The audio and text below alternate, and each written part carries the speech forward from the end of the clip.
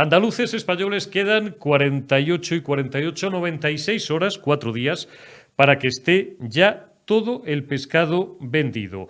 Se calienta, como era previsible, el tramo final de la campaña de cara al próximo 19J de la campaña electoral andaluza, porque hemos repetido hasta la saciedad, no son solamente unos comicios que haya que leer en clave autonómica, sino que van a tener unas derivadas y unas repercusiones muy, muy intensas a nivel nacional. Y que boda sin la tía Juana, pues estábamos ya esperando que alguien diera el campanazo, no porque el campanazo es mío, el copyright es aquí del hijo de mi madre, pero que alguien diera, pues no sé, un aldabonazo, que sacara los pies por alto, en fin, o que no quiero utilizar ningún término grosero ni grueso, y cómo no, pues ha salido doña Adriana Lastra, la bachiller Lastra, a amenazar, porque lo que ha dicho, y lo vais a escuchar dentro de unos minutos, si no habéis visto o no habéis escuchado todavía el vídeo en los medios de comunicación o en redes sociales, es una amenaza.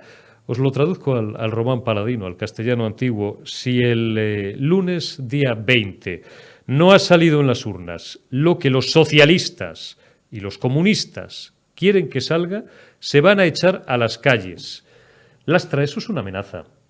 ¿Quieres decir que vais a empezar a rodear las sedes del Partido Popular y ahora ya también de Vox, de la misma forma que rodeasteis las sedes del Partido Popular en toda España durante aquel golpe de Estado civil, sí, golpe de Estado civil, que perpetrasteis el pasado 13 de marzo de 2004? Es que yo estaba allí. Nadie me lo tiene que contar, ni tengo que leer muchos libros, hay publicada muchísima literatura en torno a esto, crónicas periodísticas, no les quiero ni contar, les recomiendo los artículos por aquella época, pues de Fernando Lázaro, de Luis del Pino y de tantos y tantos y tantos periodistas de investigación que trataron de arrojar luz sobre aquel terrible atentado que marcó para siempre la historia de España, 192 muertos. Digo exactamente lo que quiero decir, lo digo para los que ya tienen el papel y el bolígrafo y la grabadora preparada. No voy a atribuir ni voy a cometer el error tantos años después de volver a señalar o a insinuar ninguna autoría. Simplemente digo que por causa de aquel atentado, el presidente del gobierno en 2004 no fue Mariano Rajoy, fue José Luis Rodríguez Zapatero. Bueno, 24 horas antes el Partido Socialista, de forma espontánea, por supuesto, empezó a distribuir, no el partido como tal, voy a ser cuidadoso, muchísimos militantes, cargos intermedios y algunos un poco más elevados. Entonces no había WhatsApp, una serie de SMS, citando directamente a la gente a concentrarse en las sedes del Partido Popular. Yo estuve toda la tarde del domingo 13 de marzo, del sábado, perdón, 13 de marzo de 2004, pues en la calle Génova entre las 4:30 aproximadamente de la tarde y la 1 de la madrugada, yo y 20 compañeros más, 20 periodistas más y yo mismo, entre 200 antidisturbios y una pléyade como de 6.000, 7.000 energúmenos que gritaban ilegalizar el Partido Popular. Asistí aquel día a varias ruedas de prensa del ministro del Interior, a la sazón, don Ángel Acebes Paniagua. Escuché también al ministro portavoz del Gobierno, que lo era en aquel momento, a don Eduardo Zaplana, y también a la rueda de prensa de Mariano Rajoy Brey, entonces presidente nacional ya del Partido Popular, a las 9:05 de aquella noche en la sede central de esta formación política en la calle Génova. Aquella famosa rueda de prensa, sin duda la recordaréis, que comenzaba: me llamo Mariano Rajoy, o soy Mariano Rajoy Brey, presidente del Partido Popular, ante el intolerable acoso que se estaba produciendo frente a la sede nacional de un partido político perfectamente legal, democrático y respetuoso con la Constitución, mucho más, por cierto, que los socialistas, y a la vista está, porque Pedro Sánchez ha hecho bueno a Zapatero, pero que sufrió un acoso que espero que nunca jamás vuelva a reproducirse en la historia de España. Quizás me he puesto un poquito trascendente. A lo mejor la señora Lastra que es muy joven y cuya formación académica además es bastante discreta, la bachiller Lastra, no quería llegar tan lejos. Pero es que la señora Lastra es la número 2, la número 3 del Partido Socialista Obrero Español, o lo que de él quede. Y debería ser mucho más cuidadosa en sus valoraciones públicas. Debería ser mucho más respetuosa a la hora de emitir opiniones, juicios y a la hora de arengar a las masas, por muy desesperados que estén los socialistas y por muy grande que sea la bofetada, la oblea que se van a pegar el 19, domingo, a las 10 o a las 10:30 de la noche, cuando conozcamos los resultados definitivos. Señora Lastra, con la democracia no se juega, con la Constitución no se juega, con la libertad no se juega y con el Estado de Derecho no se juega, pero sobre todo no se juega ni con España ni con los españoles. Y esto, y lo repito por tercera vez, y lo diré en algún momento más en este programa, esto que ha lanzado usted es una amenaza. ¿Cómo les gusta a ustedes amenazar y lanzar este tipo de diatribas cuando todo parece apuntar a que las urnas no van a dar el resultado apetecido por la izquierda y por la extrema izquierda? ¿Sabe lo que le digo, señora Lastra? Y hablo en mi nombre, por supuesto. Malmente a veces me represento a mí mismo como para arrogarme la representatividad de nadie. Otra cosa es que, otros sí digo, que se dice en derecho, que tenga para mí, que son millones los españoles de bien que están de acuerdo con lo que voy a decir. No os tenemos miedo. No tenemos ningún miedo ni a 4 exaltados, que pueden ser del PSOE, que pueden ser de Podemos, que en Cataluña pueden ser secesionistas, golpistas y traidores, nacionalistas, independentistas catalanes, que en el País Vasco pueden ser también gentes de Podemos y gentes de esa abyecta formación política llamada Bildu. No tenemos ningún miedo. Nada que no hayamos visto en el último siglo y pico de la historia de España. Si seguís por ese camino, vais mal y le daréis la razón.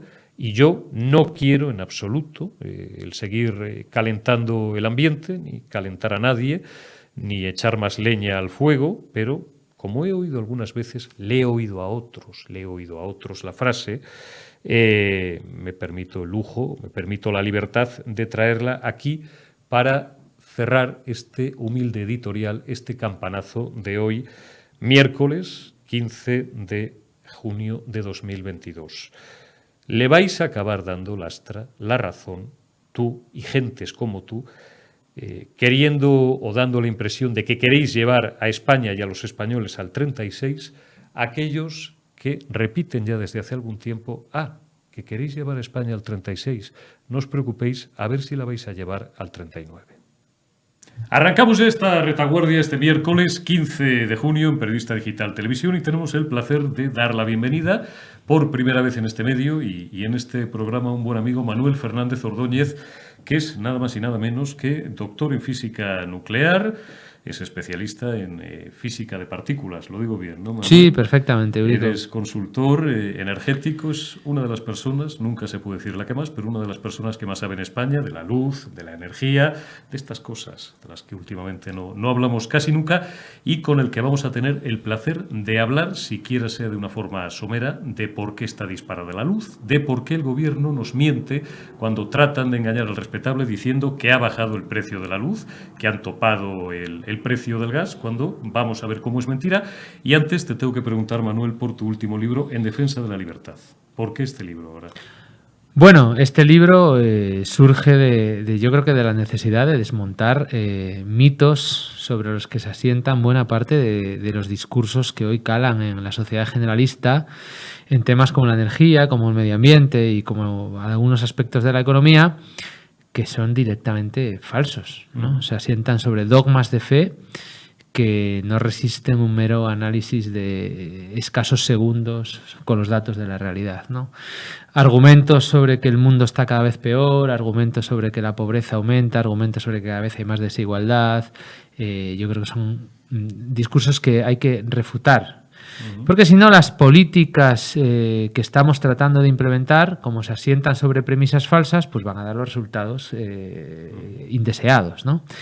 Y probablemente la economía y la energía sean dos de esos aspectos de la sociedad donde más mitos existen, ¿no? Y este libro precisamente trata un poco de aunar esos dos campos, el campo de la energía, el campo de la economía, y tratar de explicar cuál ha sido la influencia de la energía a lo largo del desarrollo de la humanidad, cómo la energía ha tenido un papel fundamental para sacar a la sociedad y sacar a los seres humanos de la miseria y de la pobreza y llevarnos a los estándares de nivel de vida tan altos que tenemos el placer de gozar y de disfrutar hoy, y cómo también esos altísimos niveles de vida no solo se asientan sobre los pilares de la energía, sino que se asientan también sobre otros pilares de índole institucional, como por ejemplo la libertad, ¿no?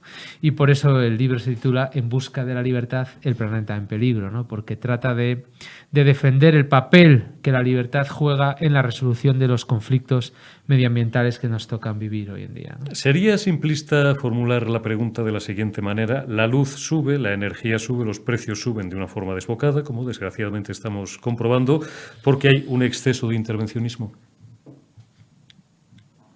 En parte sí. En parte Sí.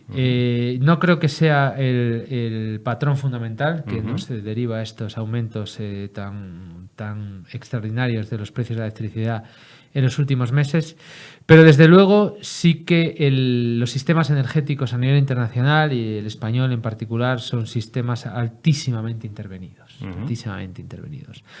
Los precios tan altos que podemos estar viendo en los últimos meses se deben fundamentalmente a dos razones, una con mayor peso y otra con un peso menor. La de mayor peso es el aumento de los precios del gas y de la volatilidad del gas en los mercados internacionales, y la siguiente es el aumento de los precios de los derechos de emisión de la Unión Europea, que no son más que un impuesto que nos hemos autoimpuesto a nosotros mismos, con el único fin de hacer que los combustibles fósiles sean caros, con el supuesto fin buenista y simplista y naif de hacer que las inversiones, ¿no?, en el sector energético fueran derivando hacia sectores más limpios, obviando la realidad, que es que no hay sectores más limpios, porque no podemos prescindir del gas ni de los combustibles fósiles con las tecnologías que tenemos actualmente, ¿no? Entonces, artificialmente nos hemos puesto una electricidad carísima, nosotros a nosotros mismos.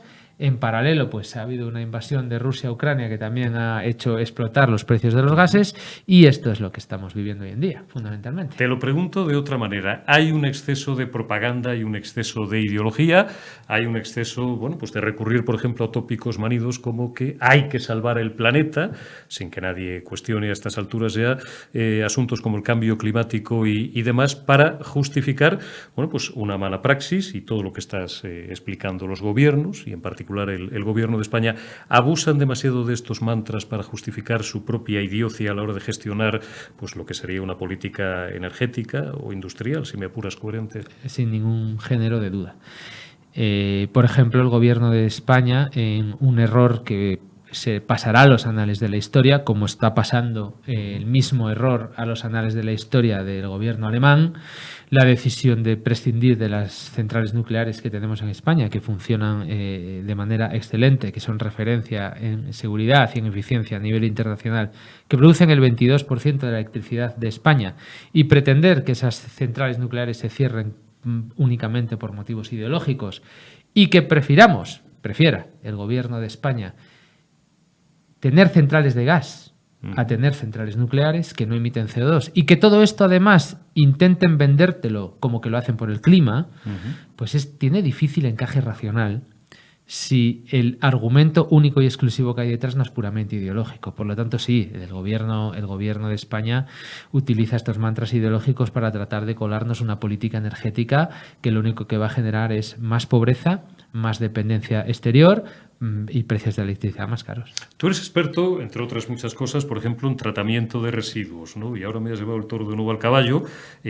Claro, ¿qué hacemos? ¿Le compramos la energía nuclear a los franceses, que tienen más de 80 centrales nucleares, y aparte de pagar un sobreprecio, el doble o el triple de lo que cuesta, luego, bueno, pues digamos, soportamos, valga utilizar este verbo, un tránsito de residuos nucleares absolutamente, bueno, pues no sé hasta qué punto admisible por buena parte del territorio nacional?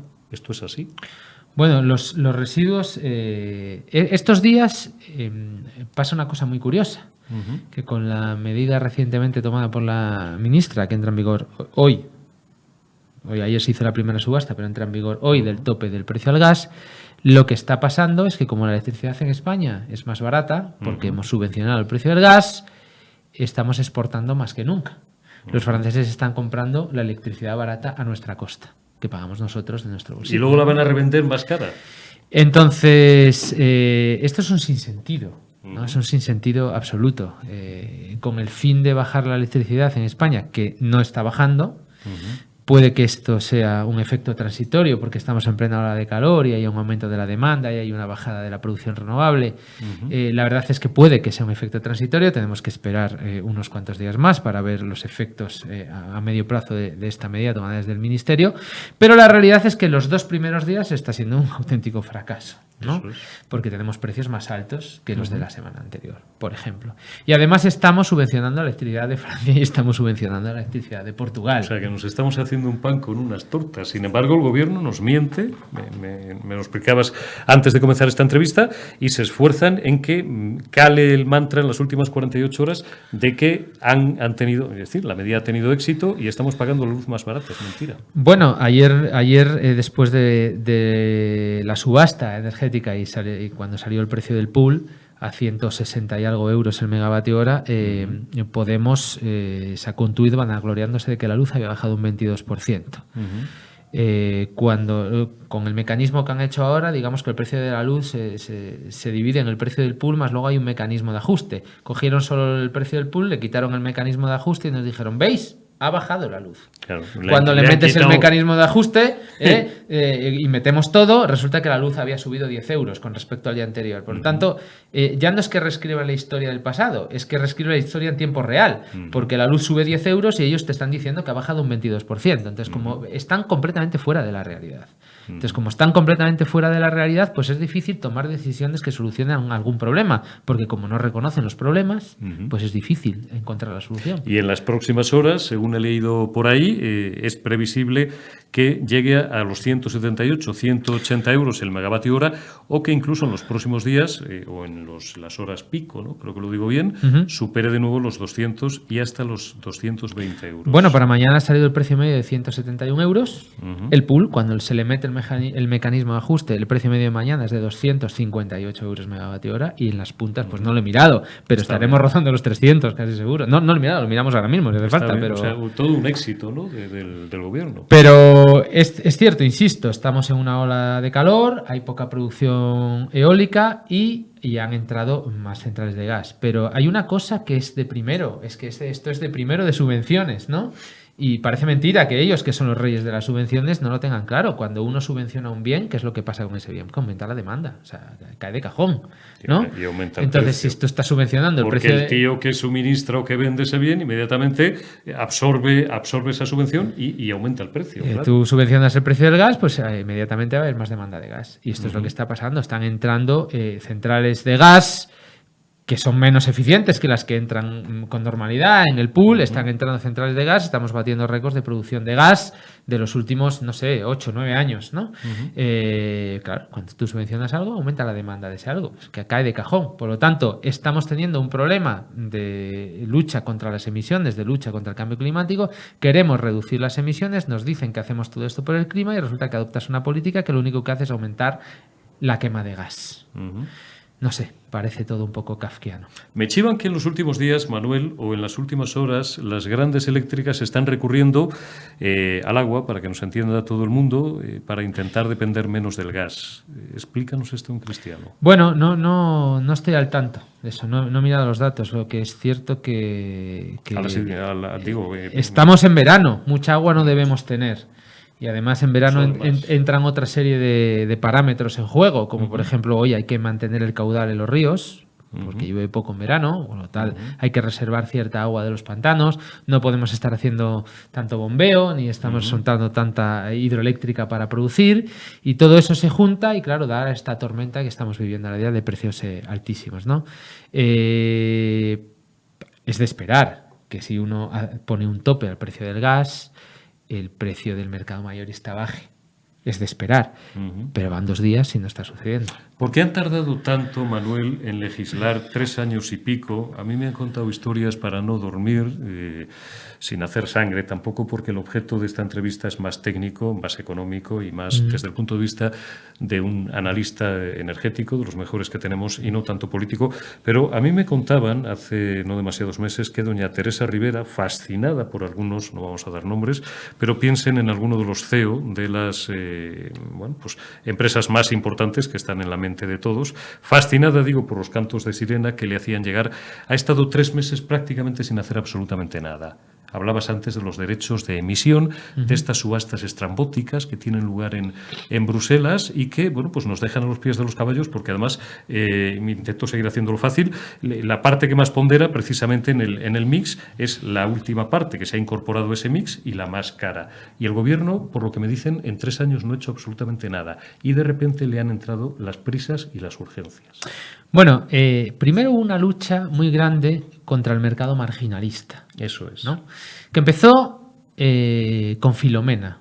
Es una lucha que viene de siempre, ¿no? La lucha contra el mercado en cualquiera de sus variantes, ¿no? En Filomena se vio muy de manifiesto la lucha contra el mercado marginalista. Recordaremos todos a nuestros, iba a decir líderes, pero voy a decir a nuestros políticos, tratando de buscar la mejor analogía culinaria para explicar cómo funcionaba el mercado. ¿Te acuerdas? Que si los aguacates, que si el champán, que si las fresas a precio de champán, que si el Don Periñón a precio de, en fin, cada cual haciendo el ridículo a su manera, porque en realidad ninguno entiende cómo funciona el mercado eléctrico, claro. Fue una lucha a muerte contra el mercado marginalista, porque claro, ¿qué es esto de pagar toda la luz al precio del más caro que entra? ¿No? Parece que es... No se entiende bien. No, debe ser que en Europa somos todos tontos, y estamos todos los países pagando la luz al precio del más caro que entra porque a ninguno se nos ha ocurrido hacerlo de otra manera, ¿no? Claro, lo que no han pensado es que la teoría económica lo que nos dice, hay infinidad de literatura al respecto para el que la quiera leer y el que la entienda, claro, lo que nos dice la política económica es que si nosotros cambiamos un mercado marginalista por un mercado Pellas Biz, el precio que va a salir de ese mercado es, como mucho, igual al marginalista y casi seguro peor. Por tanto, el mercado marginalista lo que asegura es el precio más barato para el consumidor en cada momento. Por eso el mercado marginalista. El mercado marginalista se pone en España porque es una directriz de la Unión Europea. No es algo que nos hayamos inventado nosotros en España, claro. Lo que pasa, lo que oculta este discurso, no es una lucha contra el mercado marginalista, es una lucha contra el mercado en general, contra cualquier tipo de mercado. Porque ellos lo que quieren es cargarse el mercado, intervenir el mercado, hacer una auditoría o nacionalizar directamente las plantas de generación eléctricas y pagarle a cada uno un rendimiento razonable que ellos, por supuesto, desde el Ministerio serán los que determinen cuál es el rendimiento razonable. Lo que hacía Franco. Tanto, ¿no? Es y determinar cuál es el beneficio al que pueden aspirar las eléctricas. Entonces, y a eso luego lo quieren llamar mercado, ¿no? Entonces eso dista mucho de ser un mercado, ¿no? Incluso lo que tenemos ahora dista mucho de ser un mercado, está altísimamente intervenido, ¿no? Pero lo que quieren es cargarse directamente el sector, intervenirlo y decidir cuánto tiene que ganar cada uno, ¿no? Lo que pasa que, claro, ese discurso funciona muy bien cuando uno está en la oposición. Pero deja de funcionar cuando gobierna. Claro. Porque en Europa no te van a dejar hacer nada de eso. Hubo un intento, pero claro, duró lo que dura un caramelo en la puerta de un colegio, porque es imposible que en Europa te dejen hacer nada de eso. Ya nos parece fascinante que la ministra haya conseguido que en Europa la aprueben la excepción ibérica, esto de topar el precio del gas. Y han tardado muchísimo, han tardado meses en aprobarlo. Y yo creo que es porque fundamentalmente tenemos un problema grandísimo con los mecanismos de ajuste en frontera. Esto que yo comentaba ahora mismo, ¿no? Porque claro, al final los precios del mercado español, todo esto entra en un algoritmo europeo que se llama Eufemia y da unos precios, un tema relativamente complejo. Y claro, que tú tengas una excepción ibérica donde tienes un precio muy barato. Es una distorsión del mercado. Es una distorsión y va a hacer que Francia primero te compre muchísimo más a ti. ¿Cuánto? Pues todo lo que dé el cable que nos conecta con ellos, las interconexiones, ¿no? Están a tope, pero también con Portugal. Y también con Marruecos, aunque un porcentaje y muchísimo menor, ¿no? Pero vamos, pues hemos calculado que en torno a 1.000 millones de euros le vamos a regalar a los franceses y a los portugueses en los próximos meses. Pues fíjate, vamos a pagar todos. Como nos sobra el dinero, Manuel. Claro. Una última pregunta en 2 ideas muy simples o en 3 como mucho. ¿Qué habría que hacer para bajar el precio de la luz? Así de simple. Bueno, pues para bajar el precio de la luz, lo primero es quitar del recibo de la electricidad todo aquello que no tiene absolutamente nada que ver con el recibo de la electricidad y que son costes eminentemente políticos. Y esos costes políticos, como costes políticos que son, deberían ir a los presupuestos generales del Estado. Ahora bien, de nada nos sirve quitar un paquete de 9.000, 10.000 millones de euros del recibo de la luz y mandarlo a presupuestos generales del Estado si no reducimos el gasto público en 9.000 o 10.000 millones equivalentes. Porque si yo saco un paquete de recibo de la luz, lo mando a presupuestos generales del Estado y no reduzco nada, es decir, lo mismo me da pagar un recibo de la luz que pagar un impuestos. Lo que queremos es no pagarlo. Está claro. Lo que queremos es no pagarlo, porque si no, no estamos disminuyendo el precio de nada en el global, ¿no? Y la luz tiene del orden de 7.000 millones de euros de primas a las energías renovables, la cogeneración y residuos, que es un coste político, son decisiones políticas y deberían estar en presupuestos generales del Estado. La luz tiene una serie de costes, como los costes extrapeninsulares, el déficit de tarifa acumulado, los intereses del déficit de tarifa, que son costes políticos que deberían estar en presupuestos generales del Estado. Y luego lo que, desde luego, debería hacer el gobierno es dejar de utilizar la factura de la luz de los españoles como instrumento recaudatorio. Es decir, porque ahora estamos en un periodo transitorio donde la electricidad se ha bajado el IVA del 21 al 10, se ha bajado el impuesto especial de la electricidad del 5 al 0,5, pero aún así esas medidas deberían ser definitivas, no transitorias. O sea, que en este país la luz tenga el IVA como si fuera un artículo de lujo es algo que yo creo que es moralmente reprobable, ¿no? Y que en este país se impusieran en el pasado impuestos como el impuesto general de la electricidad, impuesto especial, perdón, de la electricidad, que en el pasado se impuso para financiar la minería del carbón, etcétera, etcétera, la minería del carbón que ya tenemos, pero impuesto que seguimos pagando y con él ahora financiamos las comunidades autónomas. De un 4,86. 5 y pico, 5,11. El 5,11, sí, era 4,86 antes. Y luego una serie de cargas parafiscales en forma de reales decretos ley y normativas, pues que lo que hacen es encarecer artificialmente el precio de la luz. Por ejemplo, la ley 15 del 2012, que se instrumentalizó una vez camuflada con el discurso climático de tenemos un problema del cambio climático y tenemos que ser más sostenibles y vamos a poner una serie de impuestos, pero claro, en una ley de cambio climático se grava al combustible nuclear y se grava a las centrales nucleares que no emiten CO2 y que son tu principal aliado en la lucha contra el cambio climático y les pones un impuesto para solucionar algo del clima, pues yo creo que no se entiende, ¿no? Claro. Ese impuesto, el origen que tenía era solucionar el problema del déficit de tarifa del sistema eléctrico español y se camufla como clima. En esa misma ley se impone un impuesto a las centrales hidráulicas. ¿Qué impacto tienen en el clima? ¿No? Ninguno. Entonces, toda esta serie de cargas parafiscales lo que hacen es hacer que el precio de la luz sea artificialmente muchísimo más caro de lo que debería ser. Y de hecho, para que cualquiera que quiera lo pueda comprobar y para que vea que esto lo basamos en datos y no es un discurso ideológico, no tiene más que ver que se vaya a Eurostat y mire los precios de la electricidad en Europa y en concreto que mire los precios de la electricidad antes de impuestos en España y en Portugal. ¿Por qué digo España y Portugal? Porque ambos países compartimos el mercado mayorista, por tanto el precio de la electricidad es el mismo en los dos países, mayorista. Y verán cómo la electricidad en Portugal es mucho más barata que en España. Mucho más barata. Luego, eso sí, Portugal le calza más impuestos que nosotros y al final el precio es más o menos lo mismo. Pero simplemente ellos tienen la electricidad más barata porque nosotros nos hemos dedicado durante años a que el sistema eléctrico sea el punching ball de los políticos, donde van metiendo allí lo que no saben qué meter y haciendo que la factura de luz sea más cara para todos nosotros. Las puertas giratorias, de las que hemos hablado tantas veces. Manuel Fernández Ordóñez, En busca de la libertad. No dejen de leer el libro de nuestro amigo Manuel Fernández Ordóñez. Me hace mucha gracia porque en Twitter firmas @TheGoodMafo, ¿no? TheGoodMafo, claro que sí.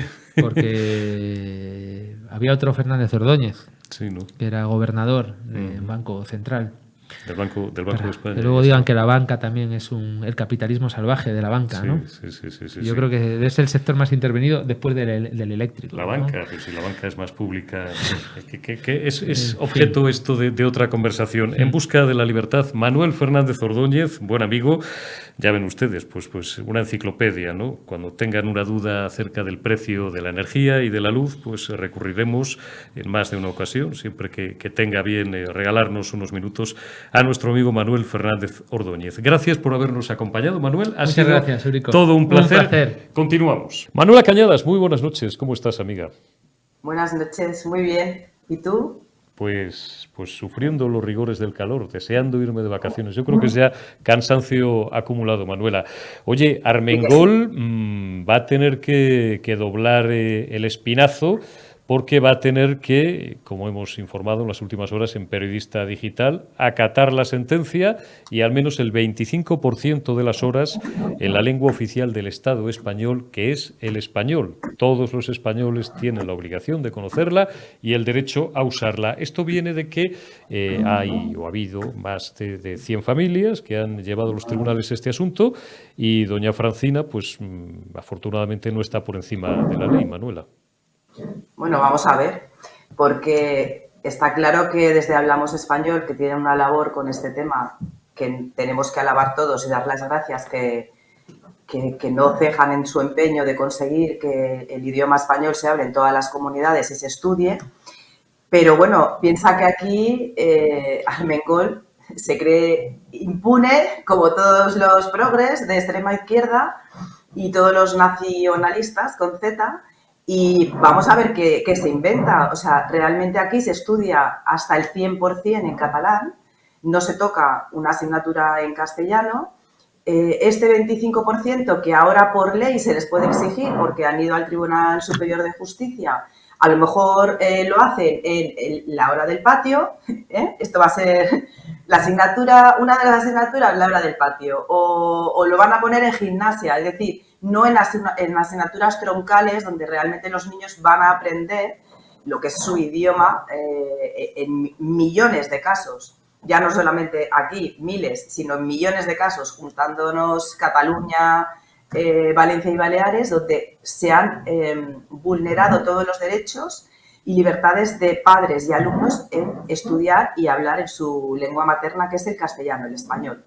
Entonces, te digo, vamos a ver lo que se inventa, porque esta gente está muy acostumbrada a saltarse la ley. O sea, habla de partidos inconstitucionales cuando son constitucionales y ellos, que son los inconstitucionales, que se saltan la ley, son los que luego, no solamente ella como presidenta de la Comunidad Balear, sino que luego tiene a todos estos mercenarios adoctrinadores que son los profesores, que en algunos casos, no sé si lo habéis escuchado, si no yo os lo cuento, miran el reloj y dicen, son las 9, vale. Se quedan en silencio 15 minutos, a los 15 minutos empiezan a hablar y dicen, hasta aquí la hora de la clase o el tanto por ciento de español. Y ahora comencem a parlar y empiezan a hablar en catalán.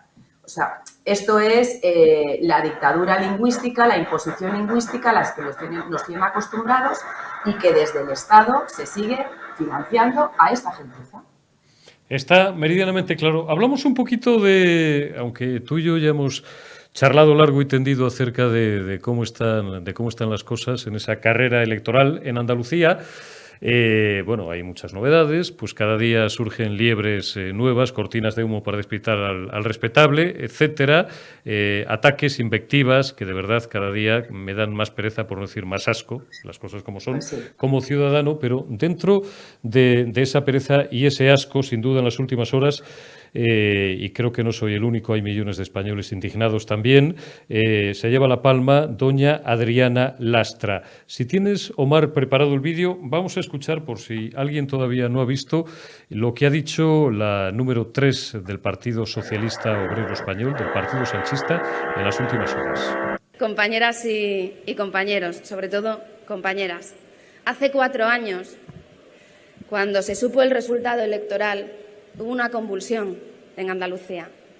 Yo recordaba ayer en otro acto cómo a mí me emocionaba ver a las mujeres salir por cientos a las calles de Andalucía a decirle a la derecha que no iban a permitir ni un paso atrás.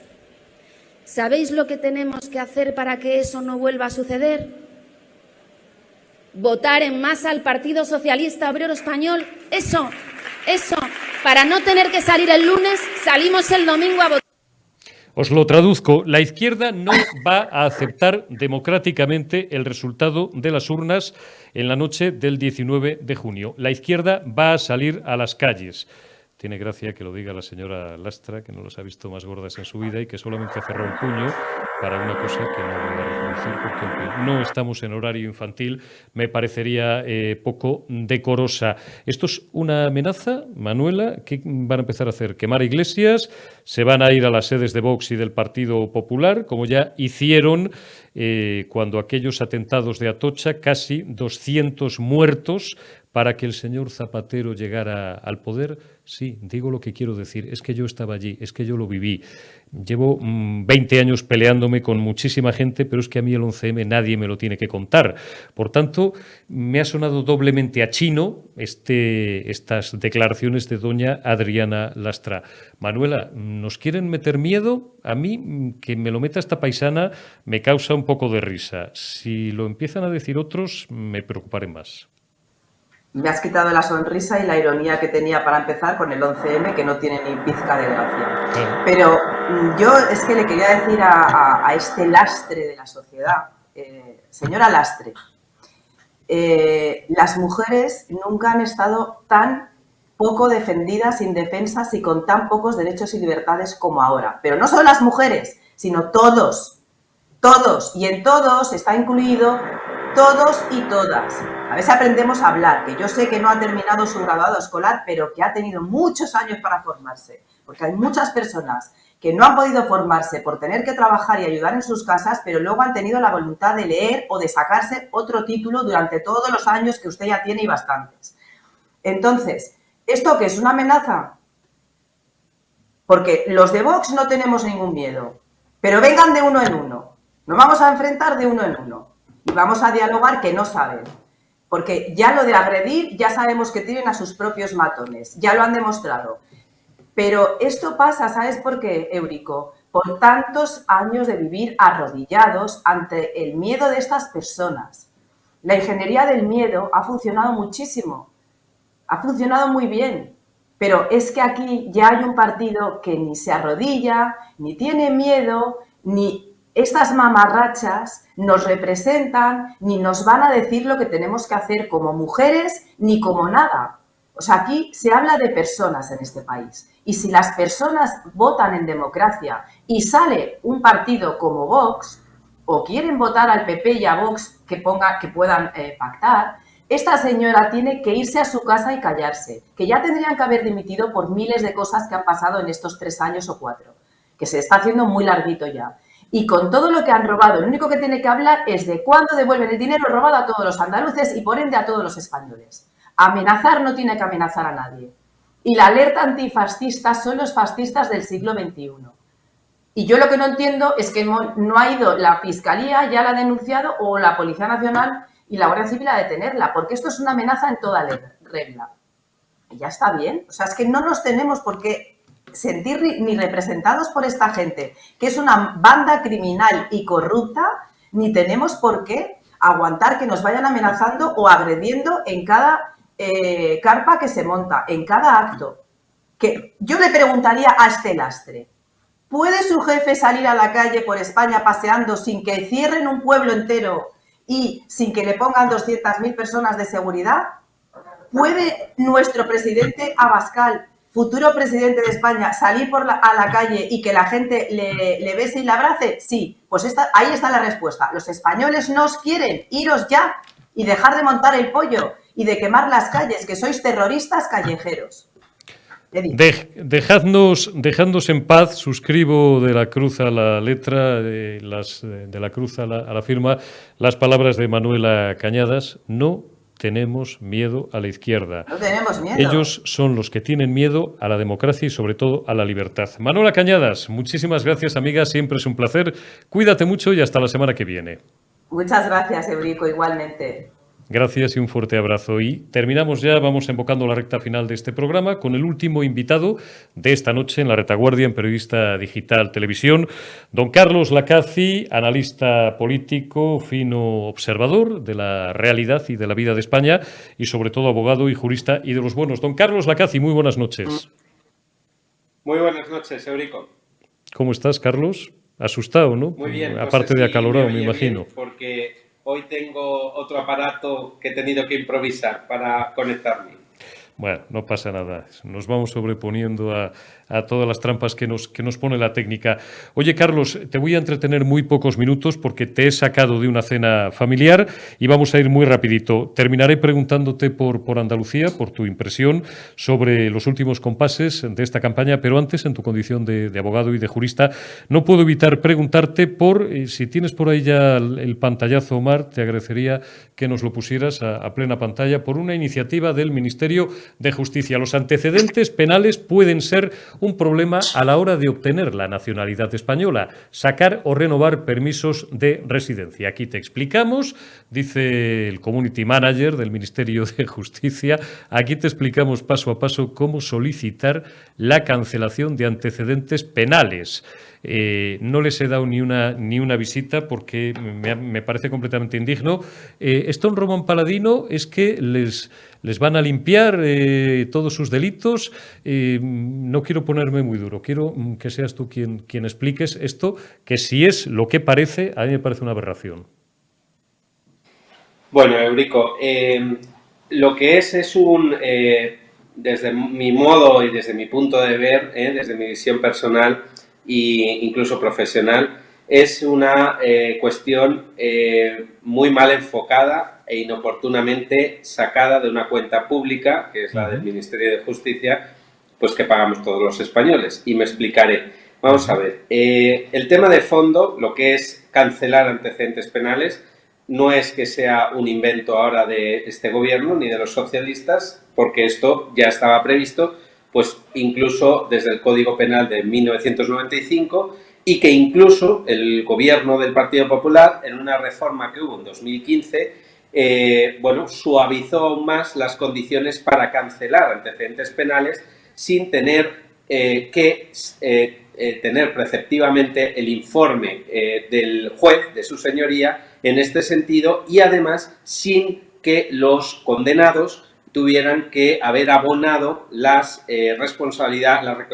cantidades que por reclamaciones civiles tuvieran que pagar. Con lo cual, esto ya venía de ser un procedimiento, digamos, establecido en el Código Penal y además suavizado por el anterior gobierno del Partido Popular. Bien. Segundo, el procedimiento como tal existe y es verdad que con la cancelación de antecedentes penales, extranjeros, por ejemplo, que estén en España residiendo y que hayan cancelado sus antecedentes penales, pueden iniciar sus autorizaciones, sus procedimientos para autorización de residencia o expedientes de nacionalidad. Hasta ahí, la verdad es que no hay nada que yo tenga que tachar o yo subrayaría que estuviera mal hecho conforme a lo que ya estuviera establecido. Ahora bien, desde la cuenta del Ministerio de Justicia se hace un tutorial para poner precisamente blanco sobre negro cómo realizar este procedimiento y además hacen como un llamamiento a, oiga, tengan en cuenta que con antecedentes penales les puede perjudicar porque no podrán obtener esos permisos de residencia o nacionalidad.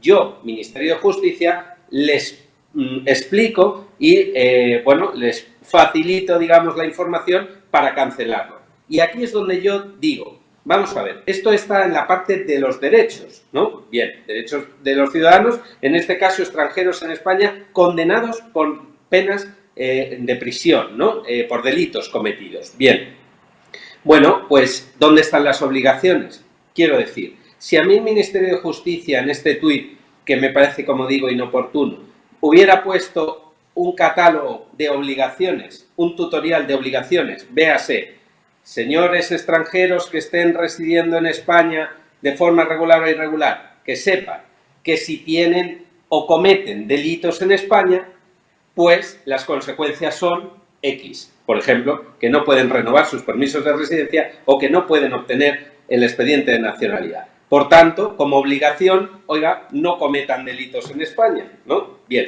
Y a continuación podrían poner, en caso de haber cometido delitos, sepan que hay un procedimiento para cancelar estos antecedentes penales. Ahí me hubiera parecido, también inoportuno, la verdad, porque el que comete delitos, pues ya tendrá ocasión para rebuscar, ¿no?, en la legislación lo que acorde a ello haya. Pero de motu propio, con una cuenta pública pagada por el dinero de todos los españoles, poner solo los derechos que tienen, en este caso, los ciudadanos extranjeros en España, con penas, insisto, condenados por haber cometido delitos y no las obligaciones, pues es donde yo creo que, bueno, forma parte de este ideario buenista y que en nada nos favorece ni a los extranjeros que sí que, bueno, pues viven normalmente sin cometer delitos, ni a aquellos que ya lo han cometido, porque parece como que esto les facilita realmente el hecho de tener delitos o de cometer delitos, porque parece que solo tienen derechos y no obligaciones. Claro, eso es lo que entiende la gente, efectivamente. Le agradezco la explicación técnica, jurídica, porque hay mucha gente que no tiene por qué ser experta en cuestiones de derecho, en materia jurídica, y lo que interpreta es exactamente lo que usted ha dicho al final, y sería misión del Ministerio de Justicia, en este caso del Gobierno de España, explicarse mejor. Hablamos mínimamente, y le devuelvo a su cena, don Carlos, hablamos mínimamente de política, de los últimos compases de la campaña electoral andaluza. Adriana Lastra llama a las calles, a la movilización, a la izquierda, si en las urnas no sale lo que ellos quieren que salga. No sé si van a quemar iglesias, Carlos, otra vez, como en el 31, si van a irse a rodear las sedes del Partido Popular y de Vox. No sé muy bien. Desde luego una amenaza parece, ¿no? No, suena a lo que usted ha denominado como amenaza, a coacción, a incitación de delito de odio, incluso si me apura, a todos aquellos colectivos que no comulgan con su ideario. Básicamente, que no metan la papeleta, que ponga PSOE o que ponga Podemos o en fin, las corrientes que suelen poner la presión para todos aquellos que no comulguen con sus ideas. Mire, esto es muy fácil de explicar. Desde mi punto de vista también yo lo explico con el Estado de Derecho, con lo que es la fuerza de una democracia asentada en España, donde estas aseveraciones o estas afirmaciones en base de coacciones y amenazas de una responsable política, en este caso como la señora Lastra, no deberían tener cabida y, de hecho, deberían ser perseguidas por la Fiscalía, porque la llama, la mecha, es muy fácil de encender, obviamente, con un discurso incendiario, con un discurso lleno bueno, pues de este odio, de esta amenaza, ¿no? Decir, como no hagan esto, ojo que se van a enterar que aquí estarán los nuestros en la calle, otra vez, ¿no? Rememorando pues pasajes, tristes pasajes de la historia. Y si se enciende esa llama, como digo, es muy fácil de hacerlo, pero no es muy peligroso y muy difícil luego de apagar. Y además las consecuencias son muy graves. Tan graves como que parece que este tipo de responsables políticos o de irresponsables políticos, porque es de una irresponsabilidad supina, parece que solo están por la confrontación, por generar odio y, en definitiva, por chantajear a todos aquellos que no piensan como ellos, ¿no?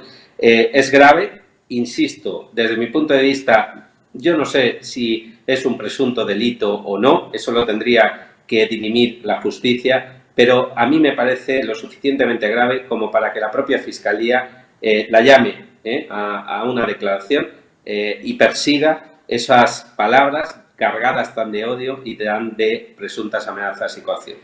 Si la Fiscalía, y terminamos con esto, Carlos, actuara de oficio y llamara a capítulo a doña Adriana Lastra, ¿cuál sería exactamente el tipo penal que podría aplicársele? Bueno, yo aquí realmente estaría por enfocarlo o encuadrarlo dentro de una tipología del delito de odio. Tenga en cuenta que de las palabras que hemos escuchado todos, se puede inferir que está poniendo a un grupo de la sociedad frente a otro y con un presunto delito también de amenazas, advirtiendo que en caso de que no se vote a la ideología o que no se pase por el aro que ella pretende pasar, sacará a la gente a la calle, es decir, servirá para la algarada pública para que finalmente haya ese posible alboroto público y descontrolado de fanáticos que puedan seguir estas palabras. Es una incitación al odio, claramente, frente a un grupo de la sociedad que lo que pretende es ir a votar, lógicamente, de forma pacífica y como se ha hecho siempre en democracia en España. Don Carlos Lacaci, muchísimas gracias, como siempre, amigo, ha sido un placer, cumplo contigo en tiempo y forma, el tenerte una tarde-noche más en la retaguardia en Periodista Digital Televisión. Cuídate y hasta la próxima semana. Muchas gracias, Eurico, lo mismo. Un saludo. Y gracias también a todos vosotros por habernos prestado un día más, una noche más, vuestra atención y habernos regalado parte de vuestro tiempo para informaros o para escuchar a nuestros analistas todo lo que tenían que contarnos, que era mucho y bueno. Mañana, más retaguardia, más información, más análisis en Periodista Digital. Cuidaos y hasta mañana.